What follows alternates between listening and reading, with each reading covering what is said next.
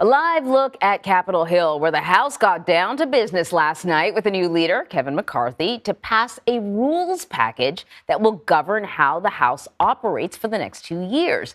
It was approved along party lines, but one Republican opposed. So CBS News congressional correspondent Scott MacFarlane is joining us now from Capitol Hill with more. So here is your challenge, though, Scott, because when I say a rules package in the House, I think a lot of people are going to get up and go get some coffee because they're going to think it's not that interesting. But it is interesting and it is important. Your challenge is to explain why. It really was the first showdown after that dramatic marathon vote for a U.S. House Speaker. Was every vote going to be a dramatic face-off? We learned when the rules package was approved last night that it won't be. The Republicans pretty much voted in synchronicity to approve these new rules for the U.S. House. Some of it is arcane, I'll grant you that. Some of it will require the coffee you just ordered. But here's the bottom line. They've gotten rid of a few things that were unpopular with Republicans over the past 2 years. No more proxy voting. Members can't vote remotely. That was something instituted during the COVID pandemic for safety, but was continued for quite a while. That's gone. No more Zoom congressional hearings. No more virtual hearings with witnesses appearing in their living rooms on a laptop. Business will be done here in the U.S. House.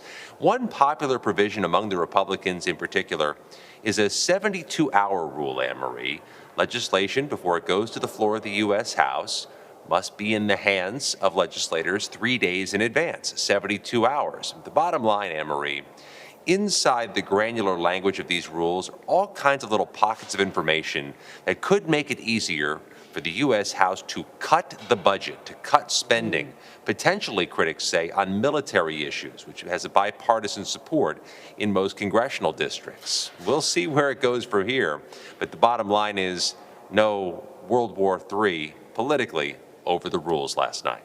Well, that is good news. So I have a few other things I want to talk to you about while I have you. Let's talk about this breaking news of these classified documents that have been found at an office that then Vice President Biden would have used, their Obama-era documents. This seems like something that's sort of tailor-made for newly minted Republican lawmakers to have an interest in. How are lawmakers responding? Yeah, and that building in which the documents were found is just steps away from the U.S. Capitol. If that even further whets the interest of Republican lawmakers to comment on it, it's right here down the road. We've already heard from the top Republican on the House Oversight Committee, the committee which will have any amount of work to be done investigating the Biden administration. And James Comer of Kentucky, the chairman of that committee, says we want to know exactly what documents were taken by both President Trump and now President Biden, and want to know if they're going to treat President Biden any differently than they treated President Trump. The top Democrat on that committee is Jamie Raskin of Maryland, who said President Biden's attorneys, quote, appear to have taken immediate and proper action to notify the National Archives. Congressman Raskin adds he has confidence the Attorney General took the appropriate step to ensure the careful review of the circumstances surrounding the possession and the discovery of these documents. So enter into this 118th Congress yet another wedge issue, what to make of these documents found and whether it is going to be a political football moving forward. You said it. And before I let you go, one guy who's probably relieved or at least not that upset about how long the speaker debate dragged on for is George Santos, because it knocked him right out of the headlines. But he's not out of the woods. A complaint was filed Monday with the Federal Election Commission against Congressman George Santos, who has admitted to fabricating key details of his biography. How serious is this complaint? Yeah, the timing is noteworthy, Anne-Marie. Congressman Santos was sworn in Saturday morning, the first business day, the first thing of the business day itself.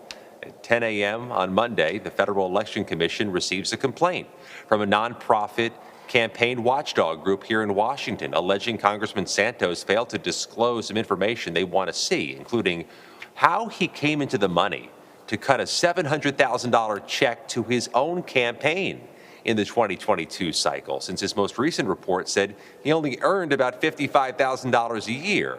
There's also this series, dozens of expenses for $199.99 on his campaign disclosure forms. That is 1 penny below the threshold for which he'd have to produce receipts or explanations and documentation for the expenses. And some of them just don't seem like the type of expense that would cost $199.99, like parking, like Uber rides, like a luxury hotel. So this complaint goes to the FEC, the Federal Election Commission, which confirms to CBS News they've received the complaint, but doesn't comment on whether it will or if it has begun an investigation. Well, we'll all be awaiting their conclusion. Scott MacFarlane, thank you very much.